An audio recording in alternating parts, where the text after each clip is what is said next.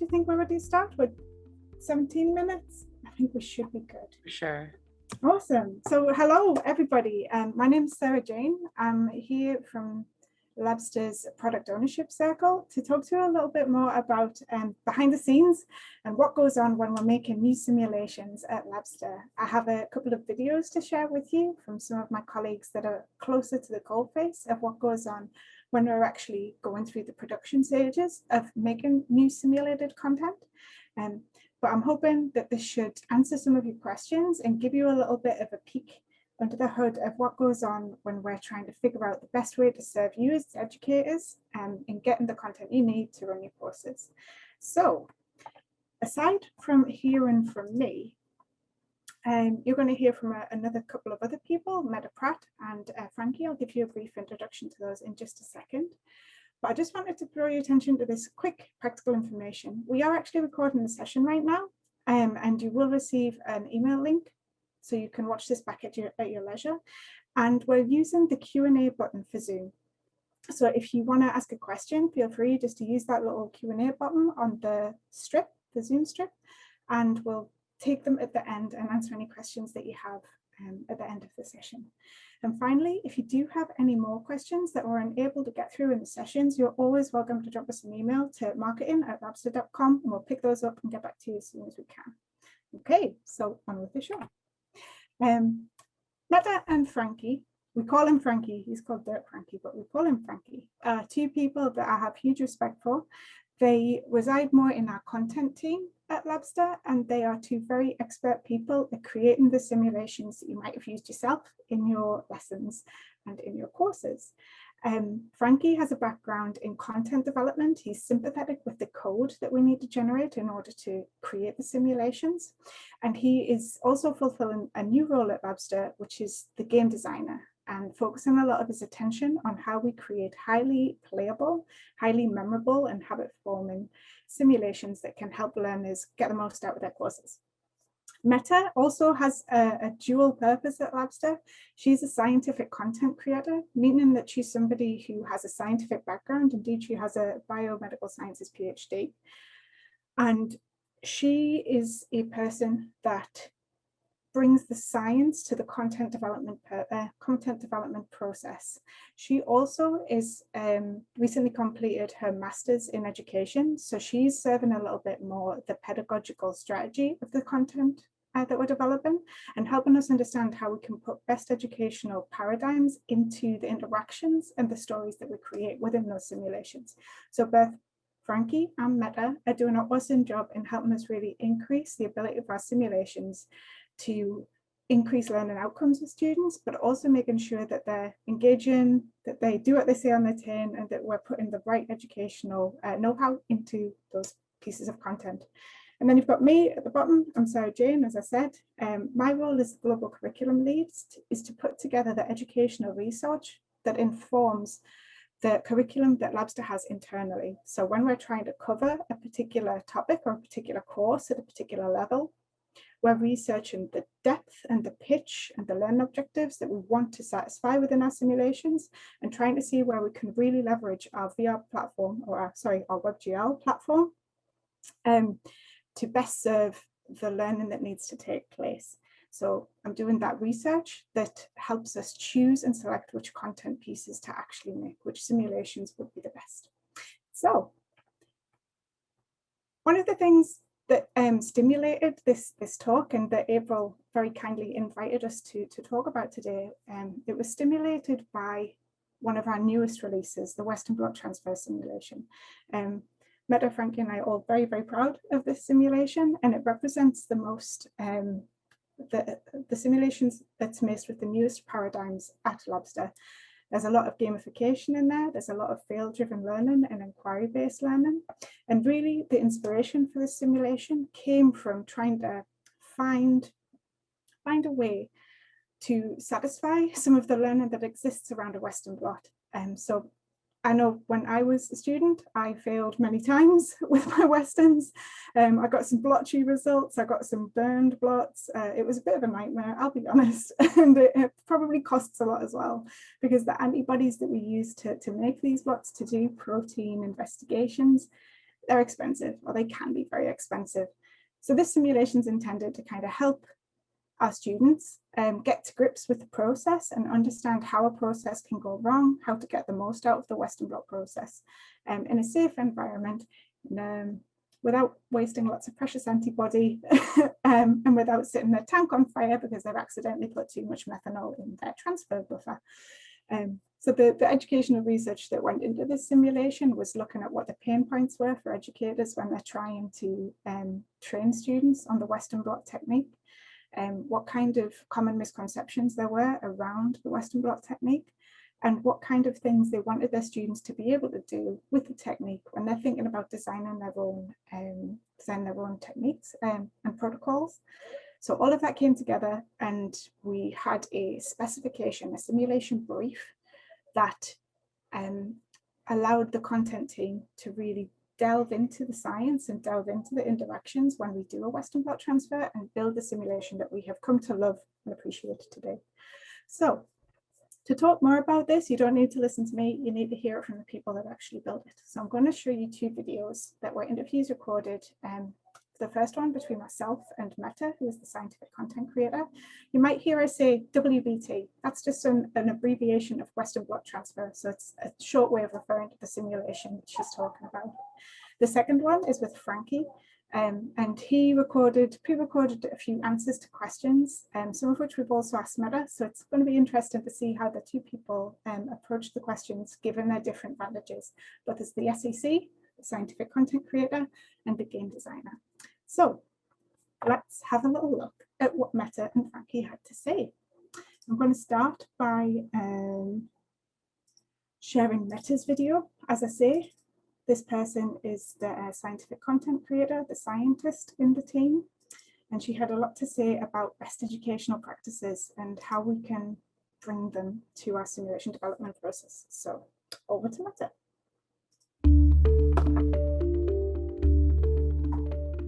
Thank you, Meta, for agreeing to talk to me a little bit about your latest simulation release, which is Western Bloc transfer, for the behind the scenes session of Uplifted. So it's okay with you, I've got a few questions I'd love to ask you. The first one being, what are the stages that you went through in creating this new simulation? Could you tell us a little bit more about what the process was and how it felt to you?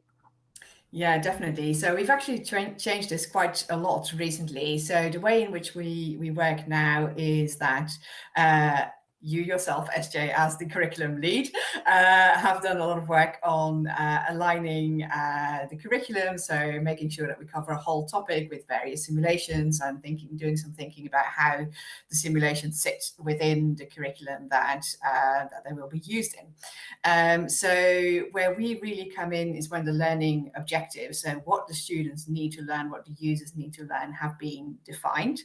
And right at the start, we start off with a simulation brief, and that really sets not only those learning objectives, but it gives some context as to who are the users going to be, how do we expect this simulation to be used, and it gives a little bit more information on the depth to which we want to cover the learning objectives, etc. So we take that, and then as a scientific content creator, I would start off with doing a lot of research and preparing what we call the learning materials for the team.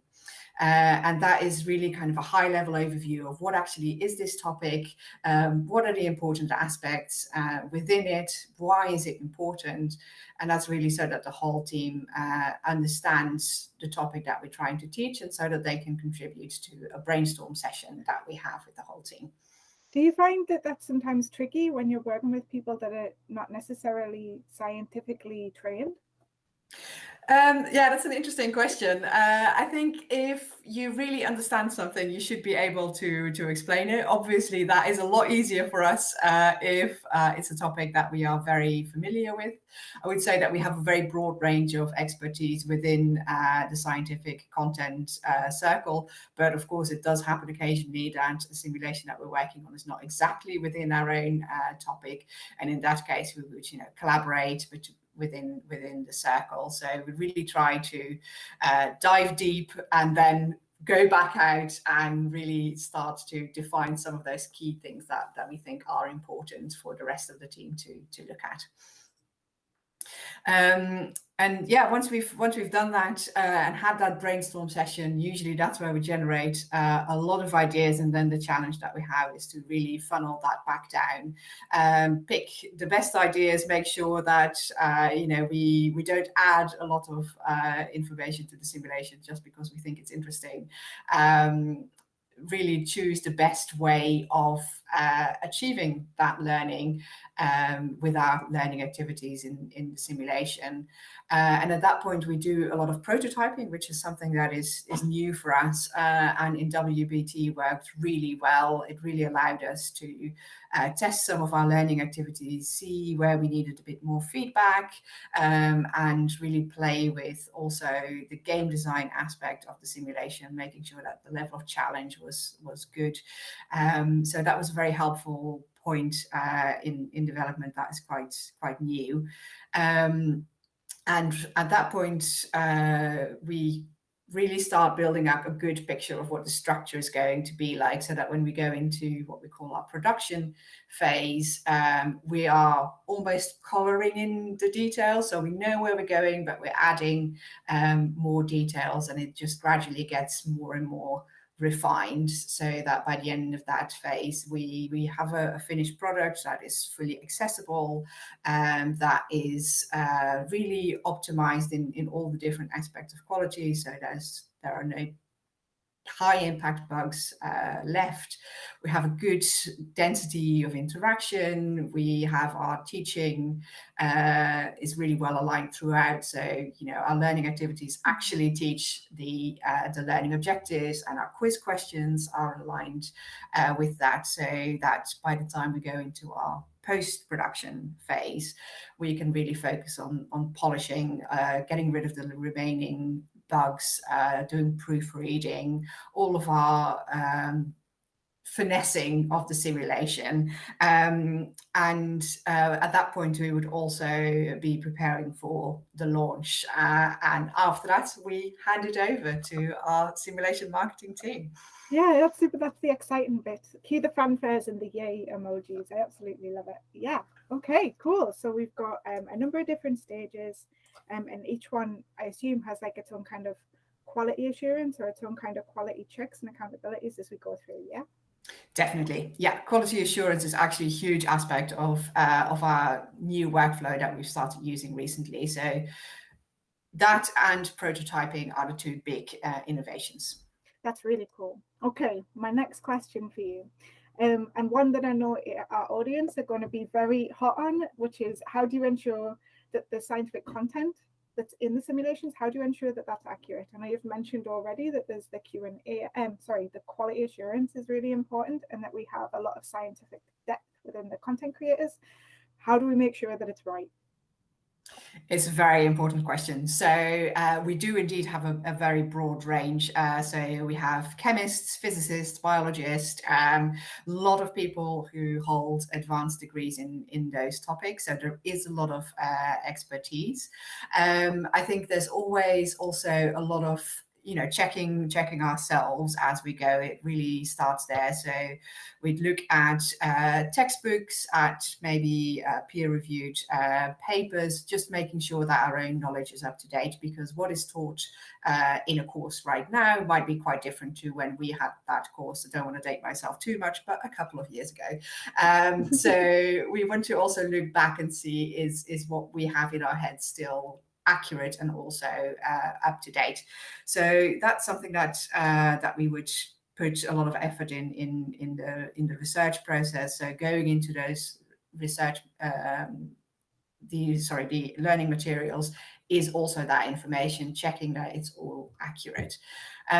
We want to also have quality assurance measures on this. So as we our workflow matures, we're building in steps to also have it checked by another scientific content creator, just to really have that second pair of eyes, which is so valuable. Yeah, I noticed as well that our product owners, so those people that are kind of guiding the team in terms of just getting the work done and ensuring it's on time. Those people are also starting to do a lot more with educators throughout the process as well. And for me, that's been a real eye-opener, seeing that feedback during the production process. I know it's still kind of new for us in terms of like ensuring that it's timely, but yeah, are you finding that helpful? Yeah, it really is a challenge to get it done on time, but I think we are now getting to the point where we can actually do it, because we are working in a slightly different way. It's very important for scientific accuracy. Where it might even be more important is to make sure that the teaching is understandable, that we're not missing something, that we're not missing a bit of guidance, and also that we are making something that suits what the market, what our teachers need, what our students need. So it's a very helpful step in the process, and I think it will be very powerful. Objectivity is king and queen. Excellent. So this is probably more of a personal question. I hope you're okay with it, but I was wondering, are there particular challenges, or do you feel you spend a lot of time in one particular area? How's it been feeling for you so far? Yeah, this is a very good question. So I think there's time and effort, isn't there? So I think for me, a lot of the challenge is in those earlier phases where we are trying to design the best learning activities that we can and generate a lot of ideas, and giving feedback on those prototypes, finding out exactly what it is that is maybe missing or how we can make them better. So that's definitely more of the effort, I think.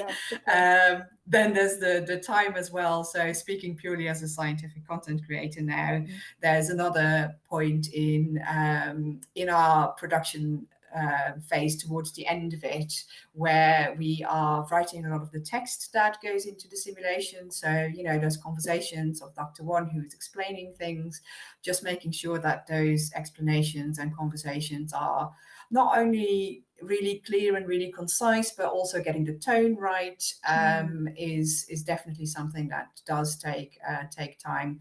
Writing the quiz questions and the theory pages, and making sure they are also all aligned, that the theory page that is linked on the quiz question actually does help the student answer the question, and checking all of that and making sure that that alignment is there.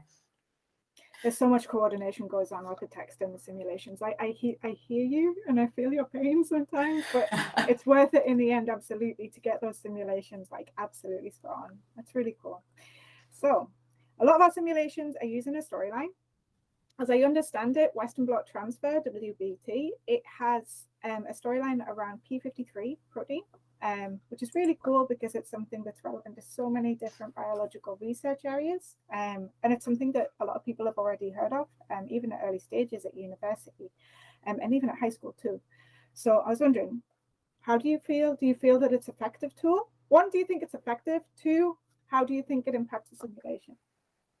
I definitely think that the storyline is very important, and I think it's effective in a number of different ways, or it has the potential to be effective in a number of different ways.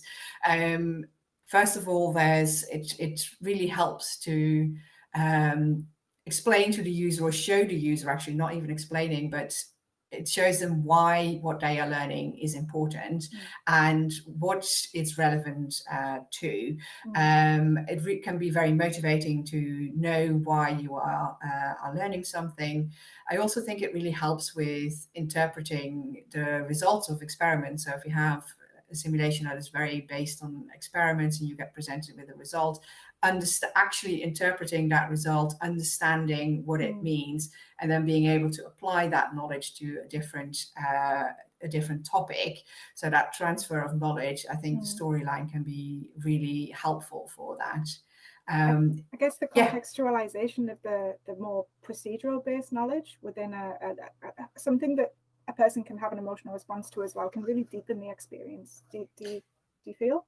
Definitely, absolutely. It also just helps with an orientation. You enter this environment, you don't know why you're there, what you're doing, what you're going to learn. So it's really orienting the user, connecting them to the topic, as you said, and also just really framing this concept that they are learning in a wider context is really helpful for learning and also for engagement.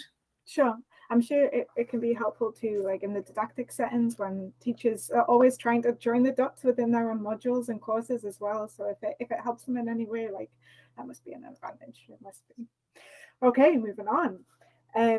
One thing that I really love about our simulations is that for a lot of the time, or one thing that I really love in the Western Blot transfer simulation especially, is that there is a lot of failure-driven learning in there, but it doesn't feel necessarily like you're just trying to do something for the sake of doing it. I love especially towards the end where you have to look at the transfers and figure out whether they're, I think when we were going through prototyping, it was good, bad, or ugly. Yeah. I have produced a lot of ugly Western blots in my time. But I really loved that because it was a very unique way to have the user interpret what has actually happened and how their Western blot has turned out. A quality element that we don't necessarily see in a lot of simulated tools. So I feel that's very unique to this sim, but also something that I hope to see in the future with other simulations. But obviously, that's a really great example of like the game-like play versus the education working in beautiful harmony. Did you find that difficult to balance? Do you feel there's a tension? There can definitely be a potential for tension. There's also a huge potential for synergy, I think. So I think in game design, we're usually focused on the game as a universe of itself, whereas in educational design, the challenge that we have is to kind of transfer, the game to a different context and to make sure that we hit all the learning objectives. So we have a couple of different goals that we're trying to hit as game designers and as scientific content creators. I think where there is a lot of potential for game design and good teaching to go hand in hand is, for example, signs and feedback. So this is something that is very important in good game design. It's also something that you see in WBT. So you have these screens that guide you, but also show you if you're doing something correct or incorrect. And that does a number of things. It helps us eliminate text, which is very helpful. No one wants to sit through a simulation and then just read a lot of text. But it also just really guides the learning. It gives feedback in a very immediate way, very specific on something the user does there and then. So it really helps to provide just the amount of help that the user needs at the right time. And that really aligns beautifully with something called scaffolding in learning design, which is around providing the user with support that they need to do a challenge that is maybe just beyond what they would be able to do on their own. So maybe on their own, they wouldn't be able to assemble a Western blot cassette as you do in the simulation completely correctly. But if they have those little points of feedback coming in when they do something wrong, they can correct it immediately, and they are then able to do it and to find out themselves how to do it, to deduce those steps without Dr. One explaining exactly step by step how to do it. That sounds like a really beautiful way also to kind of help a learner develop a little bit of autonomy and maybe even build a little confidence that, like, yes, actually they can work things out for themselves rather than relying on instructions all the time. Definitely. Very cool. I like it a lot. Oh, I can't wait to play it again. I played it last when it was being final prototyped, and I haven't yet had a chance to play it on release, so I'm looking forward to it. Okay, a nice one to finish off, Meta. Are we hoping that students are going to respond to the beautiful Western blot transfer simulation? I think this really comes back to something that you were saying earlier about failure-based learning. So as someone who has also produced a lot of ugly Western blots, I think I feel the pain, but also I know what, going through this process multiple times and doing something wrong, finding out what that actually looks like is really helpful in understanding what the point is of each step in the process. So what I really hope that the users take away from this is all of that learning without the frustration, if that makes sense. Absolutely. I suppose as well, because there is so much opportunity to see what the difference between this isn't wrong, or this isn't what I expected. You know, especially with a Western blot where something can just be wrong, like you didn't clean the cassette, or your protein has gone off, or something like that, versus like actually what you were expecting to happen hasn't happened, or that protein isn't actually of interest. You know, I love that there's room for both interpretations in this simulation. So I hope it helps people feel less bad when something feels not right in the lab. It's okay, you can do better. It's okay, do it again.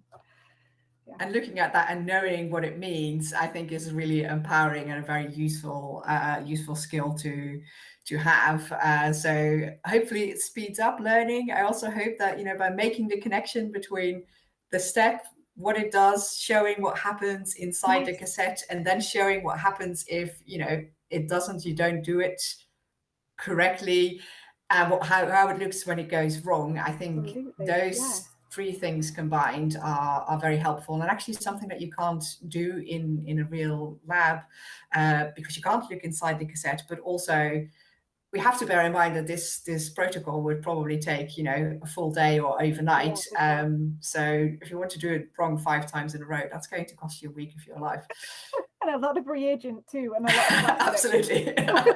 Yeah, cool. I get that. That's so cool, Meta. And I hope that this can really help our students that are maybe working alongside or using Labster alongside maybe a wet lab procedure, or maybe they're never actually going to step foot in a lab and this is their introduction to understanding what this technique is.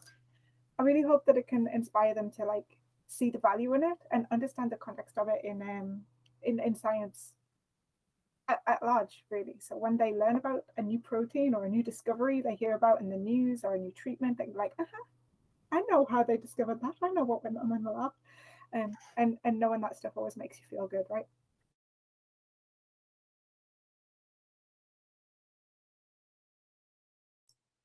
And there we are. Our conversation with Meta does go on for a little minute more, and I'm hoping we can share the full video with you at some point.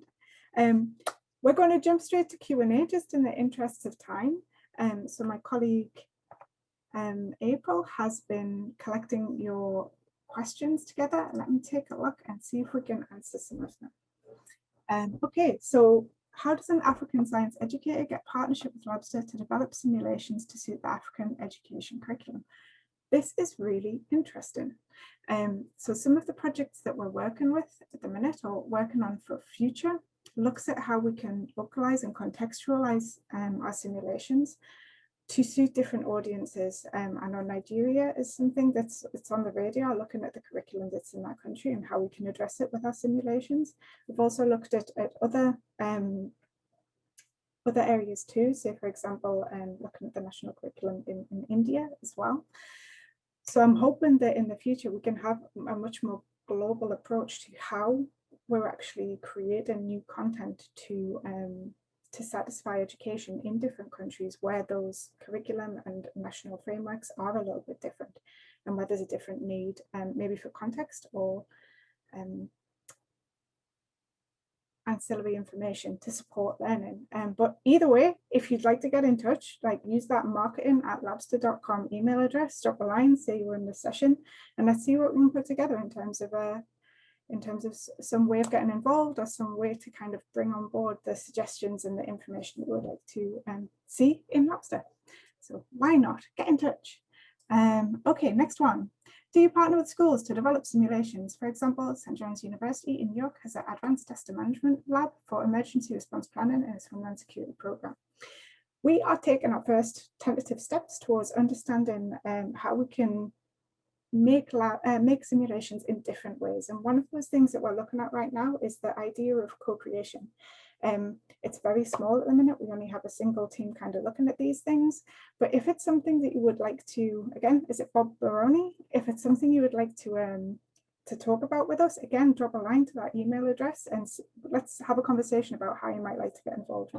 I would look to the future, and that there will be lots and lots of different ways that Labster makes its content in the future. I can't put my hand on my heart and say that, but I would like to see different paradigms of creation being taken on board. So I hope that maybe there is room in the future for partnering with academics or partnering with even students as well, and putting some active learning, action research projects together around how we could create content together. Not on the radar yet. Let's hope that it is in the future. Okay, and those are our 2 questions that we have. If there's anything else last minute, feel free to drop it in. I'm hoping that we can share Frankie's video separately with you so you can hear his perspective. But other than that, I think we are all done with our session.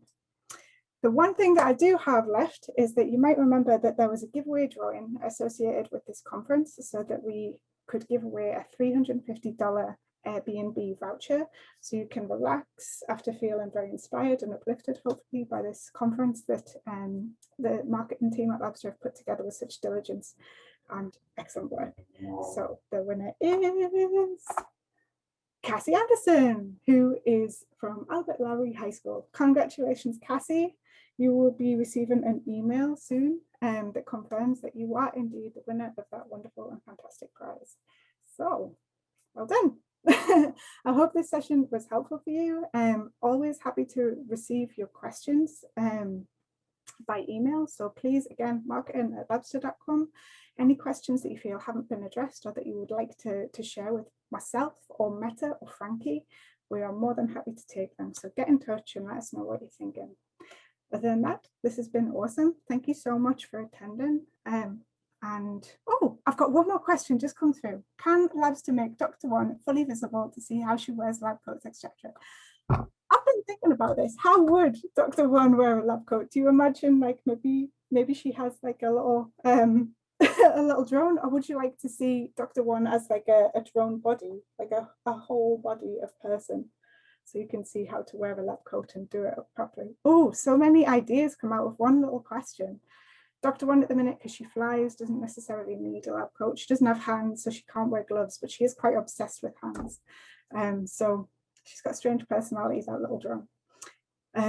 Yeah, I would like to see Dr. One appear more prominently in our simulations and her different voices, for sure. Okay, so if that's the last question, I'm going to call it. Thank you so much for participating. Thank you for sharing your questions with me. If there's anything else, always feel free to drop me an email. But until next time, keep on doing what you're doing and get in touch with us and do the best you can with Labster. We would love to help you as much as we can. Thanks very much. See you. So, hello everyone. My name is Doug Frankie. I was an integral part of the development of WBT and one of our simulations about the Western blotting. It says here on the slide that I was content developing, but also I was in charge of the game design. So it's like basically 2 different hats we are wearing during the development. That was good for getting ideas translated immediately, but also bad for capacities because you spend basically twice the amount of energy at the same in the same phase of the simulation development. It can be quite dragging. But let's get started. There are several questions. Where do you feel spend like most time, have the biggest challenge in creating a new simulation? From game design perspective, I would say the prototyping phase and the coordination and feedback phase is like the stage in the simulation development where we are demanded the most, because it has to be basically all goodly planned or good enough planned and coordinated, have the team involved. They come up with the greatest ideas. As a game designer, you try to convert them into some good prototypes that are then presented in the design pitch and then have that approved by also the product owner. And then from the content development perspective, obviously then getting all of these ideas and designs and trying to make them work in the simulation and then get back to the game designer and approve that it's exactly according to their expectations. And that is engaging but also challenging. That's the main part of the job. How do you think having a storyline makes simulation more effective as a learning tool? I think having a narrative for the user is always more engaging than just basically going from start to end like in a textbook. It engages, it increases the engagement, the motivation of actually trying to learn something. If there's like an issue presented and that we want to have solved, and ideally also not only solve it by ourselves, but maybe having peers you can look up on or like look to and then see how they are doing their job meanwhile. And that is what we tried in WBT. So you're actually competing or researching with two other assistants or two other non-player characters. And how do we balance education and content? So I must say, like, as a game designer and as a content developer, we are not in charge of the content itself, but more likely how it is being implemented. And from the game design perspective, it doesn't really require much of a balance. Like you provide, like the provided educational content is in the hands of the SCC, of the scientific content creator, and the game designer then makes sure that the knowledge transfer itself works, like with the like good rewarding game mechanics or a good narrative, as I said before, engaging tasks, or simply the interaction as feedback that just feels smooth and that it's in itself is already rewarding. Like it's not frustrating for a player because they have no clue what to do. And finally, how do we hope that students will respond to the simulations I make? Or how do I hope? Well, obviously in the best manner. Right? But the main takeaways for me when a student is playing and finishing a simulation is that they have the impression that they actually achieved something and that they gained knowledge. And in order to make sure, like, and ideally, in order to make sure that they do exactly that, is also embedding maybe some funny points in the simulation or some experiences that hints them and that they can remember. It's like, oh, okay, I didn't put gloves on when dealing with acid, and that there was this feedback, and they will remember it hopefully then also when working in the real lab that that you better put on some safety equipment, maybe based on what they experience in the virtual simulation. There's just one thing in the WBT where you're not really experiencing by yourself, but one of the peers is having a nice little accident, and later on you get back to that, and you can identify what actually happened with that student, and based on the results the student make, you can then also identify the issues that this other student experienced. And that is it. 5 minutes up. I hope I gave good enough insight, and bye-bye.